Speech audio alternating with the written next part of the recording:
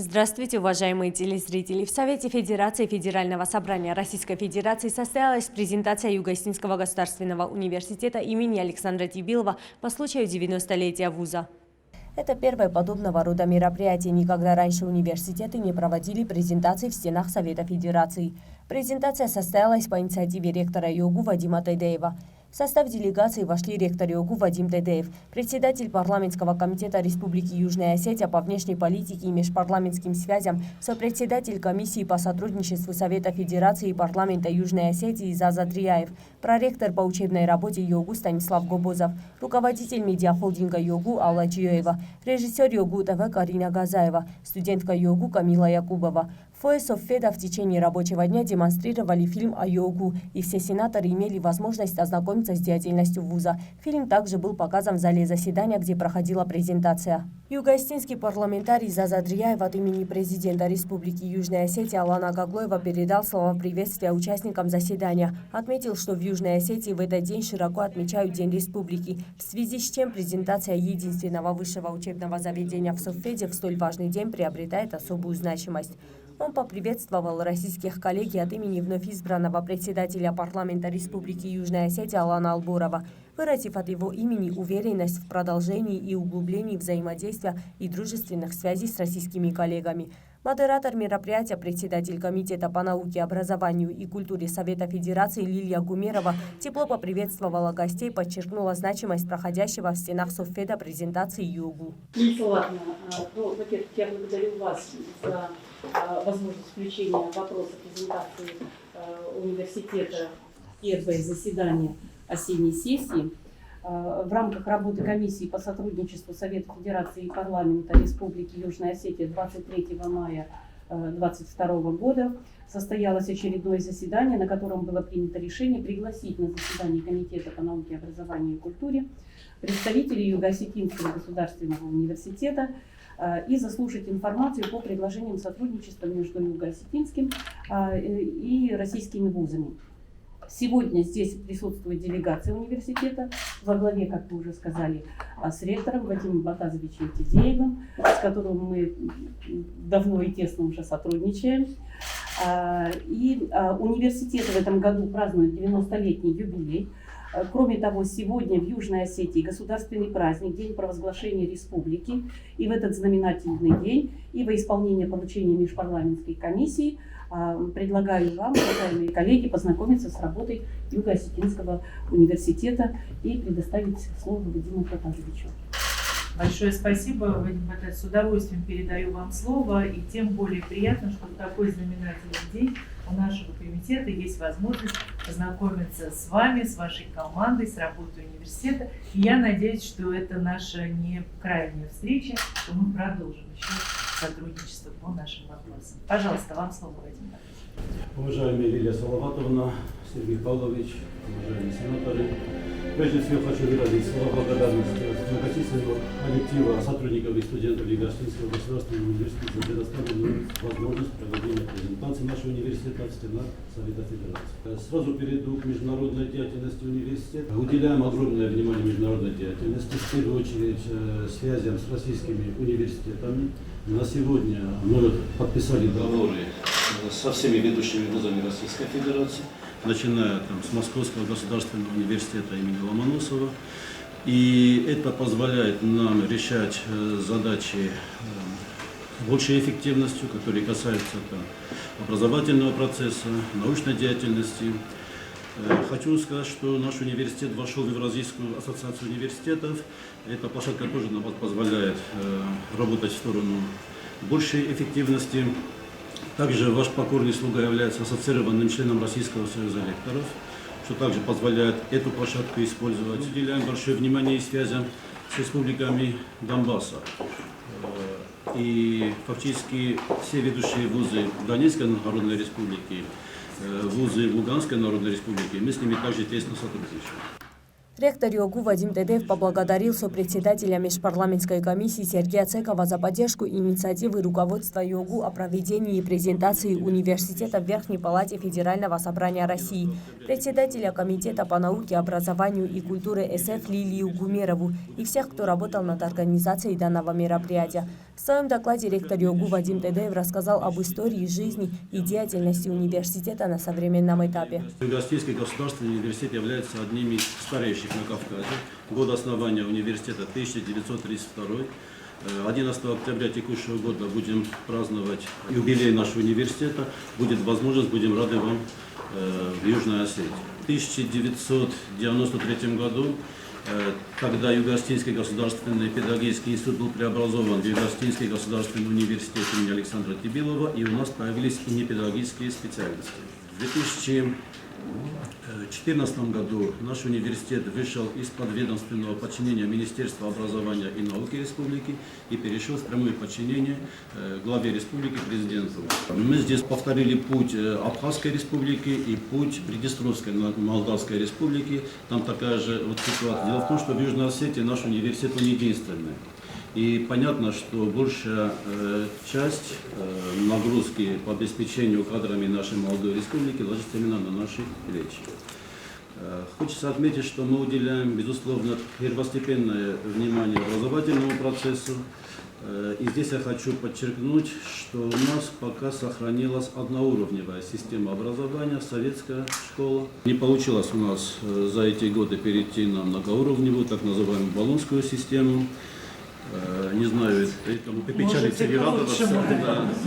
Я в шутку говорю, что либо получу за это наказание, или получу за это поощрение. Сохранили все эти устои. По всем специальностям у нас именно форма обучения – это специалитет. Руководитель вуза обозначил вопросы, требующие совместной проработки и решения, в частности, ежегодное выделение целевых мест в аспирантурах вузов Российской Федерации, возможность прикрепления к кафедрам российских вузов, пополнение библиотечного фонда ЮОГУ, бесплатный доступ к крупнейшим научным библиотекам Российской Федерации, предоставление возможности сотрудникам ЮОГУ печататься в рецензируемых научных изданиях России, бесплатные курсы повышения квалификации сотрудникам ЮОГУ в научных и образовательных заведениях России, создание условий для более активного участия студентов ЮОГУ в молодежных форумах Российской Федерации, в том числе в культурных и спортивных мероприятиях. Что касается диссертационных советов, у нас проблема, которая еще у нас идет с 1989 года, когда началась военная агрессия со стороны нашего южного соседа. И было очень сложно заниматься научной деятельностью в плане защиты диссертаций, кандидатских, докторских.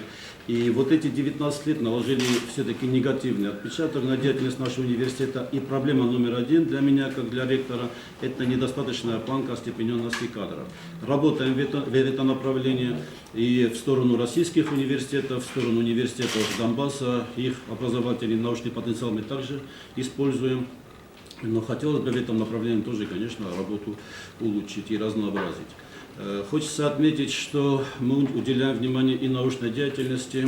У нас есть видные ученые, и сотрудники университета стараются печататься и в рецензируемых журналах Российской Федерации. И что самое главное, немалое количество пишут диссертации в российских вузах и в вузах Донбасса. За последний год в вузах Донбасса защитились 3 наших соискателей. 2 защитились в Донецком национальном университете, 1 в Луганске. 2 защитились по филологии, а та, которая защищалась в Луганске, она защищалась по культурологии. В общей сложности в вузах Донбасса у нас пишут диссертации 34 наших сотрудника. В вузах России в 2 раза больше, но хотелось бы, чтобы в этом направлении мы проявили большую активность. И мы, безусловно, в этом направлении работаем. И мы сейчас подписали договоры более чем с 50 вузами Российской Федерации, практически все ведущие. Вадим Тедеев обратил внимание сенаторов и на вопрос совместных проектов с российскими коллегами, среди которых отметил эффективное взаимодействие в рамках конкурса на лучшие проекты фундаментальных научных исследований, проводимых совместно с Российским фондом фундаментальных исследований и Республикой Южная Осетия. Он отметил, что в связи с тем, что РФФИ в 2022 году отменил конкурс на научные проекты, было приостановлено финансирование конкурсной программы РФФИ Южная Осетия. Был такой прекрасный проект РФФИ Южная Осетия, но почему-то в 2022 году российская сторона прекратила финансирование своей стороны. А до этого это было очень эффективно, когда рабочие научные группы вузов Российской Федерации и нашего университета выдавали совместные научные результаты, и это имело еще и свой стимул.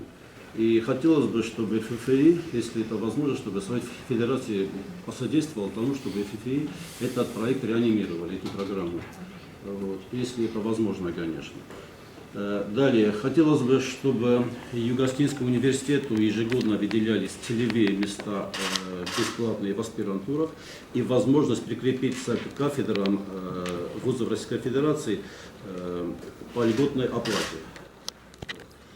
Также хотелось бы поставить вопрос о пополнении нашего библиотечного фонда и возможности доступа к крупнейшим библиотекам Российской Федерации. Это было бы для нас тоже важно. Предоставление нашим сотрудникам возможности печатания в рецензируемых журналах тоже по льготной системе оплаты. Курсы повышения квалификации. Дело в том, что мы этому вопросу уделяем максимальное внимание. Уже на сегодня у меня есть развернутая справка. На сегодня наши сотрудники прошли курсы повышения квалификации в таких вузах, как МГИМО, РУДН, Московский государственный технический университет имени Баумана, Северокавказский федеральный университет, Пятигорский лингвистический университет. Я боюсь не перечислить все вузы, но есть у нас в этом направлении работа. Так же, как и мы уделяем большое внимание и внутривузовским курсам повышения квалификации, но и в этом направлении нам бы хотелось эту ситуацию разнообразить. И чтобы как можно большее количество университетов Российской Федерации были вовлечены в проведение курсов по повышению квалификации именно для наших сотрудников. Также хотелось бы, чтобы наша молодежь, студенческая молодежь, имела большую возможность участвовать в разного рода форумах молодежных на территории Российской Федерации. Мы и так здесь также проявляем активность, и такие проекты, как Машук, Таврида, Балтийский Артек и другие принимают наши студенты участие, но хотелось бы еще большую активность в этом направлении. Спасибо большое, Вадим Батанович, за такую уникальную возможность, за столь короткий промежуток времени. Вы предоставили здесь хронику, видеоматериалы, и у нас сразу двойное восприятие. Что касается поставленных вами вопросов, мы внимательно еще раз все просмотрим, изучим, но мне кажется, и Сергей Павлович, и Зазан Адарович такой подход поддержит, если мы передадим уже с конкретными формулировками в комиссию, мы не просто передадим. Я хотела бы попросить, Римма Федоровна, вас, Людмилу Николаевну Скаковскую, и, наверное, Екатерину Борисовну Алтабаеву отработать с нашими профильными ведомствами, сопроводив моим письмом. Выпишем именно те позиции, которые сегодня первоочередные, важны, требуют профильного ведомства, а коллеги с профильными заместителями министров отработают. Вот по тому же ФФИ, допустим, там же есть преемник РНФ, посмотреть, есть ли правовые механизмы продолжения программ. По библиотечному фонду сейчас возможности современные ведь позволяют, у нас со многими очень государствами, я знаю, с Беларусью мы подписали соглашение, есть возможность этими фондами пользоваться. Тоже, я думаю, это все нужно предоставить. Ну и конкретно по взаимодействию с молодежными организациями, давайте мы еще обратимся и в наше агентство по делам молодежи. Ксения Денисовна Разуваева, руководитель. Посмотрим план, график мероприятий каких-то масштабных, и там, где есть возможности, чтобы ребята, студенты в первую очередь, принимали участие. И таким образом у нас сегодняшняя встреча не просто завершится презентацией знакомством, а мы будем усиливать эти мосты коммуникаций, дружбы, взаимодействия, что будет очень полезным и необходимым. Председатель комитета Лилия Гумерова заверила Вадима Тедеева, что конкурс РФФИ продолжит свое существование, но уже под началом Российского научного фонда с обновленными условиями под названием «Проведение фундаментальных научных исследований и поисковых научных исследований отдельными научными группами». Глава комитета по науке, образованию и культуре со своей стороны отметила, что приложит максимум усилий, чтобы конкурс РФФИ Южная Осетия сохранил преемственность, но уже в новом формате РНФ Южная Осетия. С учетом того, что я сопредседатель комиссии парламента Южной Осетии и Совета Федерации, Вот, Ирина Васильевна Бибикова здесь присутствует, она тоже член комиссии. Мы неоднократно бывали в Южной Осетии, мы посещали университет. И, конечно, университет на нас произвел очень хорошее впечатление. Мы познакомились неплохо, я считаю, с работой университета. Нас, в частности, впечатлило то, что в университете учатся иностранные студенты из различных регионов. Это, как говорится, дает возможность и различным регионам, в том числе, в частности, и Донецку, и Луганску, получать образование, хорошее образование. Конечно, я думаю, вот эти связи, которые университет устанавливает с различными вузами Российской Федерации, это очень здорово, это очень помогает университету и вузам помогает. В частности, недавно состоялось подписание соответствующего соглашения между университетом Юго-Осетинским и Крымским федеральным университетом. Поэтому, конечно, вот все это хорошая очень работа, очень правильная, очень нужная нам всем. Нужна Южная Осетия, нужна Россия. Поэтому спасибо за то, что вы решили провести презентацию. Я уверен, что будут хорошие рекомендации, и это будет возможность уже предметно работать нашей комиссии, может быть, над реализацией ваших предложений. Мы уже дальше, там, через буквально месяц мы поедем снова в Южную Осетию, будем проводить там очередное заседание, и, возможно, уже через месяц мы где-то приступим к реализации тех предложений, которые последуют от вас. И, конечно, я уверена, что вот сегодняшняя презентация это будет еще одним шагом на пути укрепления государственности, наших связей, наших образовательных коммуникаций и, конечно же, общечеловеческих связей, которые, наверное, важны как никогда. Мы подготовим в очень короткий срок, определим 2 письма. Одно в Министерство науки и высшего образования, одно в Федеральное агентство, где перечислим все вопросы. Коллеги-сенаторы, как я уже сказала, отработают с ведомствами, чтобы как можно быстрее, оперативнее какие-то реальные шаги получились по тем вопросам, которые вы представили. И, конечно же, Сергей Павлович и Азаза Анатольевич, мы в комиссию тоже передадим как решение комитета, чтобы вы тоже вместе работали и вы понимали, над какими направлениями комитет готов предоставить свою плечо и поддержку. В завершении презентации ректор ЮОГУ Вадим Тете вручил сенаторам монеты, выпущенные к юбилею ЮОГУ и труды югоостинских ученых. Во время визита югоостинской делегации в СФ состоялись также встречи с членом Совета Федерации Федерального собрания Российской Федерации, представителем от исполнительной власти РСУ Аланя Таймуразом Мамсуровым и президентом Международной общественной ассоциации благотворительных фондов «Мама», член Общественной палаты РФ Раисом Антагуловым, который после августа 2008 года привез в Южной Осетии десятки тонн гуманитарной помощи и с другими. Делегацией Южной Осетии была проведена экскурсия по Саффеду.